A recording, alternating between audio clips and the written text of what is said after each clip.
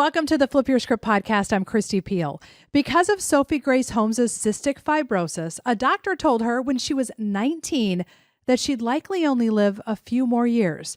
That sparked a desire to prove the doctor wrong, and boy, has she. Today, she's in her early 30s. She's a fitness coach, public speaker, influencer, ultra-endurance athlete, nutrition coach, businesswoman, and her next physical fitness goal is truly next level. Sophie, welcome to the Flip Your Script podcast. Oh, thank you so much for having me. That's quite an intro. I'm a little breathless from all the things that you've done. Let's start with what is CF? So cystic fibrosis is something that perhaps everyone isn't familiar with. So let's start with the definition of what that is. Of course. So cystic fibrosis is an inherited life-threatening lung disease. So what that means is both your parents have to have the faulty gene for you to have CF. And what CF means in reality is not very glamorous at all. So it's the thick build up of mucus within your body, predominantly your lungs, and it can affect other organs such as your liver, your digestive system. And so from a young age, I had been on medication to obviously help with this situation, to help clear my lungs. I had to do physio, breathing exercises for as long as I can remember, really. And it's one of those things where it's really hard to kind of describe to people because everyone with cystic fibrosis suffers very differently. And so it's such a complex disease. So there isn't a one size fits all. So just do this one thing and your outcome will be this. It is really a person specific outcome. Yes, it is. And I think that's one of the hardest things. So for my parents, when I got diagnosed at 4 months old, they felt like they were bringing up a child to die because they got told that I wouldn't make 16 years old. They were told that I would be on lots of medication, oxygen, basically living my life inside the walls of a hospital. So I can't imagine what that must have been like. Terrible. I mean, just terrible. So how did they, obviously what you are today is to some degree a product of how they never said to you, you know what, Sophie, here's a hospital room. Enjoy yourself. We'll visit and bring you treats. I mean, they kept you living and as opposed to helped you die. Absolutely. And, I can't thank them enough for the way they brought me up. They brought me up as if I didn't have CF in terms of let me live my life as a child. Let me have fun with my friends. Let me do all the sports and activities that I really wanted to do, because for them, they had two mindsets. One, if she is going to die young, let's actually live and let her experience life and, have joy and just not have to deal with all the tablets and nebulizers, the hospital visits and all of these things. But also but what if that isn't true? And what if there is a chance that by getting her to do lots of sports and lots of things that are healthy for you, that things could change for her? And so I'm very fortunate that they took that mindset. And obviously I had very supportive doctors saying the same thing, like, if it doesn't make it, it will let her do it. And then it was really, if I understand correctly, at 19, when this doctor said, you know what, you're down to a few years, something flipped in you and that just motivated you. Do you remember what that was like? Oh, I do. And you know what, it's something I'm so grateful for. And it's something I always say to people, if you are struggling, every time I look back at the times that were really tough for me and that I thought there was no hope, those are the times that have launched me into having the most phenomenal journey after that. And so without these times, we wouldn't have the ups, and we wouldn't actually push ourselves to achieve these things. And I remember sitting there at 19, because I did become seriously unwell, and I was thinking, I just don't believe you. And I think this is where the power of naivety can come in, because I was like, right, well, if this is the case, I'm going to, one, try and prove you wrong to show you real life data and stats that this doesn't have to be the outcome. And two, I'm going to set myself up with the longest bucket list you've ever seen to simply go and live my life so that I have stories to tell, so that if my life is shorter, I'm fulfilled and I have done as much as I physically can within that time frame that I have. Wow. That's, a couple things of your mindset and the kind of the reframing of it that I think everyone can walk away from. And one of them is, none of us know how long we have. Like you're not born with and here's your last day, right? So we all are living this sort of unknown. Even a healthy person has an unknown, but very few people live with a mindset that, boy, I am going to make every moment count. So I'm going to live a great story. And it's sometimes people like yourself who are the longevity of their life is questioned, that gets turned up in overdrive. How do you convince healthy people who expect to live 80 or 80, 90 years old that no, you still have to live a good story?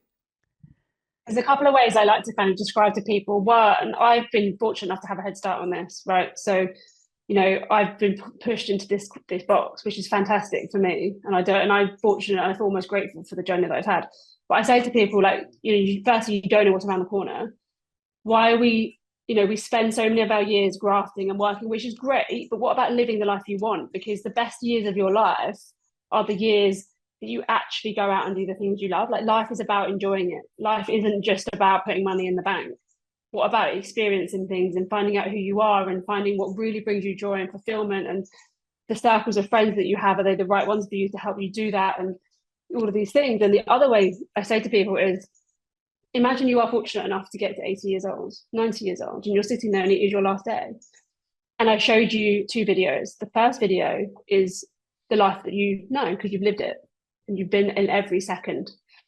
The other video is the life you could have lived if you were brave enough to have the courage to live life on your terms and take the risks and do the things that you truly wanted to do. What would you do? Would you go back and start again, or would you be happy with the life you have? Wow. I got goosebumps. I imagine listeners did as well. That is such a powerful challenge. Have you, when you've talked about that to people, Sophie, have you seen people flip how they've lived their life?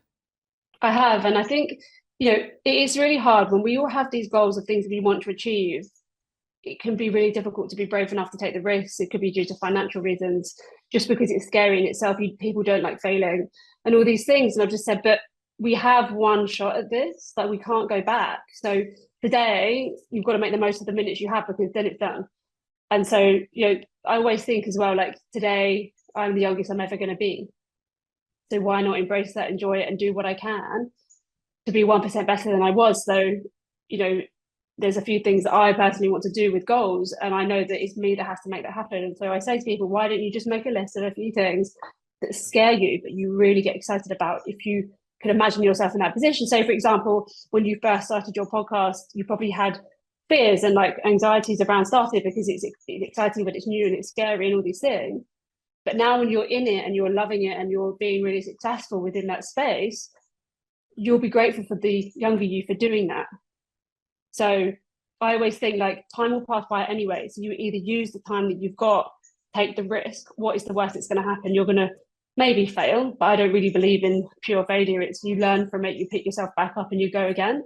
And sometimes you fail to find out that it's not actually what you want. But either way, you learn. Exactly. Yeah.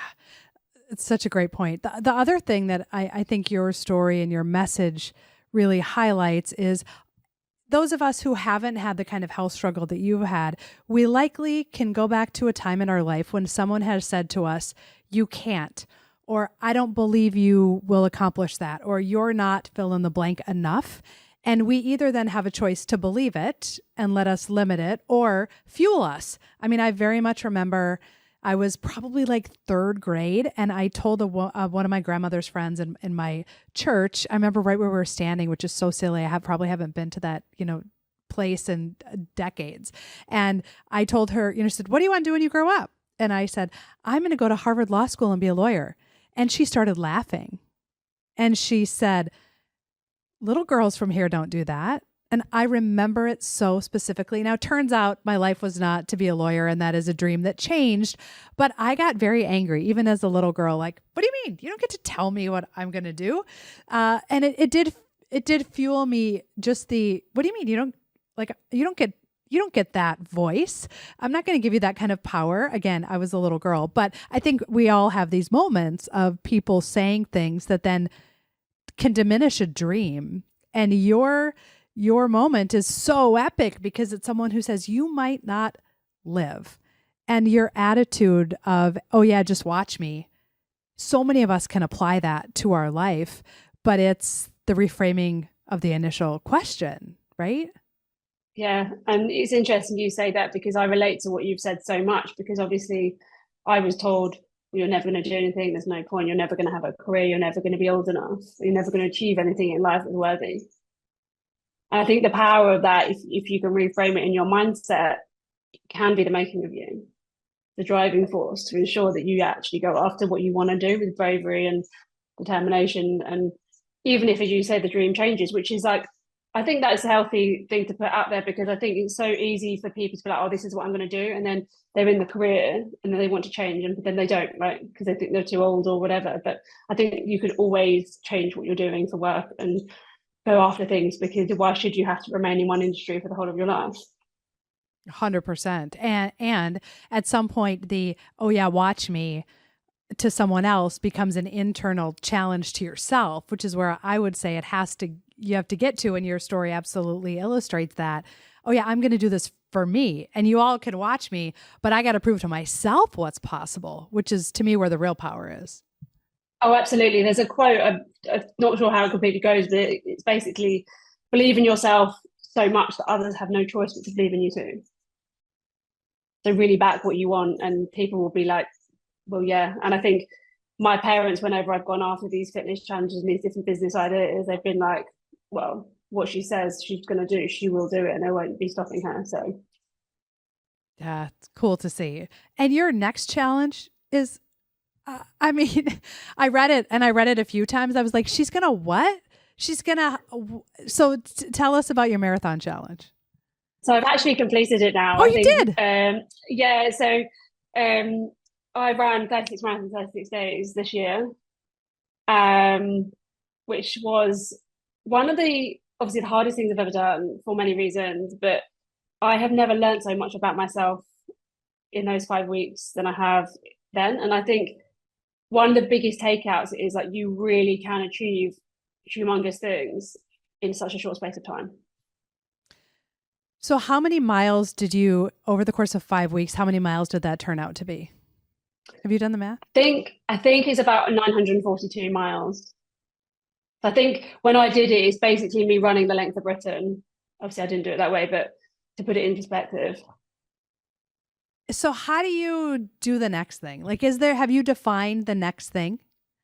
This is my problem. So obviously when I finished this challenge, and I obviously documented it online and everything, everyone was like, a few days later, so what's next? And I'm like, this is the thing. I don't know. There's a few things that I kind of would love to do at some point. But I'm just not sure what I want it to be. And it's not going to be something as long as this, but I want it to be something that is still going to challenge me and push me out of my comfort zone, because that's where my passion lies, and that's where I actually feel the happiest, when I'm pushing myself and kind of questioning my life choice and wondering whether I'm going to make it through. Does that become at some point difficult to keep topping? I mean, to keep is that almost a burden now? Well, I think for me, like I've been thinking about it lots over the last few months as I finished a while ago. And I think for me, like I was thinking maybe I can apply it to maybe not running, maybe like a different sport, or like try and learn something that I haven't done before to upskill myself in some kind of physical feat to achieve it. So that to show like, I can run, so we know that. But what if I try something different? Can I do that? Say, for example, can I swim the channel? Can I do that? I don't know. I can swim, but I've never swam 21 miles with no wetsuit in the freezing cold. That would be awesome. So, I mean, it's something that I've been thinking about on and off for the last few years, but for it to be viable, it has to be non-wetsuit, which is quite tough, because I think the water is very cold. And obviously with the channel, you don't know about the tides can really mess things up for you. So it's something that's kind of been on the back burner, but not something I've committed to just yet. So the next thing is to be determined. Yes. And Sophie mentioned it, but follow her socials, because I've been following for a bit, and it's motivational in just what you're doing kind of, day to day. How has your experience inspired people in the CF community? I think for me, that the reason I actually started my page in the first place was because I was really unwell with CF, and I wanted to show what I was doing to get better and improve my life. And I know that from people that have messaged me, they've said that, they've started taking up a sport or started walking and trying to really focus on looking after their health and actually realizing that they can do something. Because I think the thing is, with some doctors, especially for me when I was younger, when I had the experience where I was told I wasn't going to make it, that particular doctor was so determined to be, there's nothing you can do. that I think it's challenging the mindsets of not only the people with CF, but challenging the mindsets of the doctors to say that what if there is something to ensure or try and like get someone to live a little bit longer. Maybe it's not, till you're 90, but how about let's, get people healthier in things that we can control. So control the controllables every day and see how that goes. So there's been lots of people turning around saying, they started trying to do a bit of sport or trying to eat better, trying to, retrain their mindsets into being a little bit more positive, because I do truly believe in the power of positivity within your mindset. And I think the stories you tell yourself within your mind can translate within all areas of your life. For sure. Yes. And so many people limit themselves because they believe a narrative that is false or is limiting. And with you, I think a few things about goal setting that you also really exemplify and that we can all learn from, which is, have a goal that scares you, find a big goal and define it. Because I think part of the live the life that you want message that you have and that you're all about is you have to define what it is. So to have a goal to like live a better life or live a healthy life, well, what does that mean? It has to have these benchmarks that you can say, oh, I did that. And then what am I going to do kind of for the next thing? Because so many people say, I want to, be healthier. And they put this number on the scale. And that's the thing. But that doesn't equal health, and that doesn't equal challenge necessarily, or long-term challenge. So how do you encourage people around goal setting?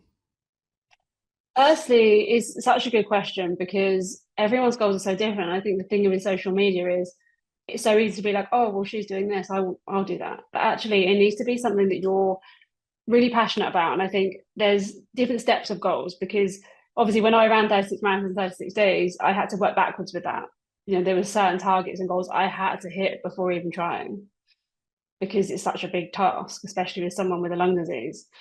And so I say to people like, yes, have that big goal. Like it could be, relative to them. So it could be, I'm going to go on my first run, or I'm going to run my first 5K, or I'm going to, go and do a triathlon, or it doesn't even have to be fitness related, but, set that goal that you want, and then be like, right, what steps do I need to take? What little goals do I need to take together?